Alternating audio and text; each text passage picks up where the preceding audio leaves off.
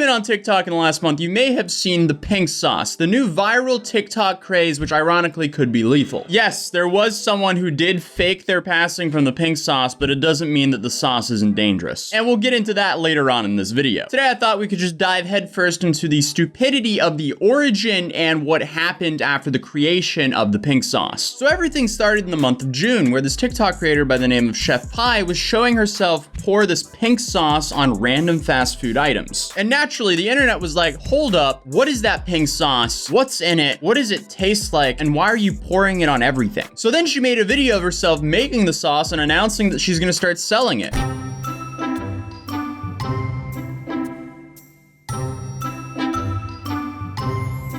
Notice how she's also making this sauce in her own kitchen and bottling it to sell to people without even wearing gloves. Direct to consumer has been a wonder for small businesses, but it's also opened up a whole new level of risk for the consumer. But she kept hyping up her sauce, and the main problem I had about her just shilling her sauce is she wouldn't tell people what the sauce tasted like. I guess she just used that as a marketing ploy to get people to buy the $20 sauce. Because her literal response was buy it and find out. So you see this $20 bottle of pink sauce on TikTok, and the only way for you to find out what this sauce tastes like is to buy it from some sketchy person on TikTok who seemingly is making this sauce in her own kitchen to sell. You know, only a couple red flags there. Anyway, that brings us to July 1st when she started shipping out the sauce, and that's where all the big problems started happening. The pink sauce y'all waited this long for nothing. This is no ma'am, we're not trying this. Look at this. It stinks like throw up. No, not gonna work. Sorry.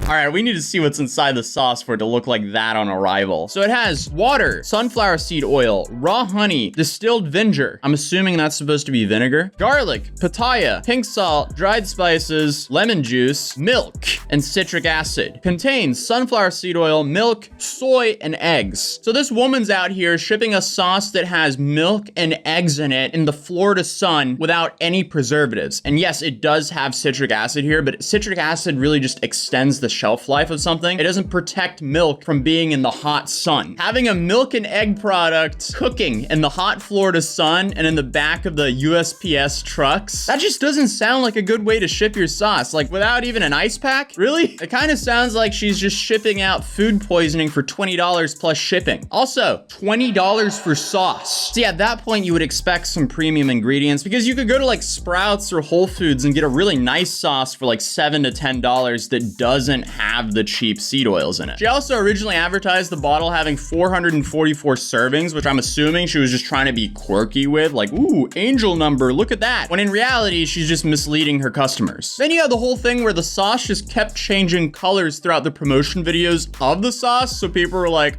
is the recipe not even consistent here? What's going on? We need to talk about pink sauce and why a lot of people are concerned for the people that have bought this sauce from the lady that makes it on TikTok, because the hue of the sauce keeps changing. Every photo, every video, the sauce color looks different. And also, she doesn't describe what it actually tastes like. I don't know if it is to promote it, get people to buy it, just to see what it tastes like, but she will not describe the taste. She says it's because she cannot describe the taste. I've been hearing it kind of tastes like ranch, not exactly ranch, but basically ranch. Now that people have purchased it and received it, they're noticing that there's a lot of stuff that's really sketchy with the bottle. The nutrition facts seem to be off. It says there's 444 servings. Some of the ingredients are spelled wrong. The website also just seems so poorly put together. Like, what is this? Why does it say this? It's literally like $20 for a bottle, and a lot of people are now worried that this creator is going to be facing lawsuits. The sauce was also arriving in the mail in these bags. They were not like boxed up with bubble wrap, and we're talking about liquid sauce here, so obviously some people were receiving them literally exploded. It's honestly so sad. I'm really rooting for small businesses, but when it comes to food, you need to be careful with what you're buying and the safety and everything. Then she responded to that by saying, well, it's just different lighting, which sounds like a cope to me or a bad excuse. The color didn't change, just the lighting.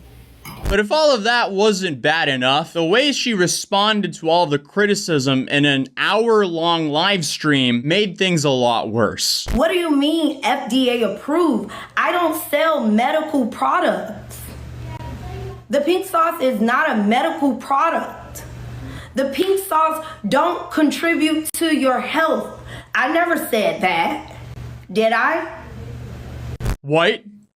You're telling me the person who is allegedly a professional caterer had no idea she had to apply for a license with the FDA to be able to sell food products? Let alone she had no idea the FDA stands for the Food and Drug Administration? And she's selling $20 bottles of sauce from her kitchen? Because as we saw earlier, it looked like she was making the sauce and bottling the sauce to sell in her own kitchen, which is not legal. Number one, because you have the whole sanitary side of it. Number two, the FDA can't just randomly show up to your kitchen and inspect it. They would have to have a warrant for that, which is why you're required to do these operations in a facility. Then to make everything worse for her, it seems like the FDA showed up at her door. Anything, we haven't shipped out any packages since, we have became aware of this issue.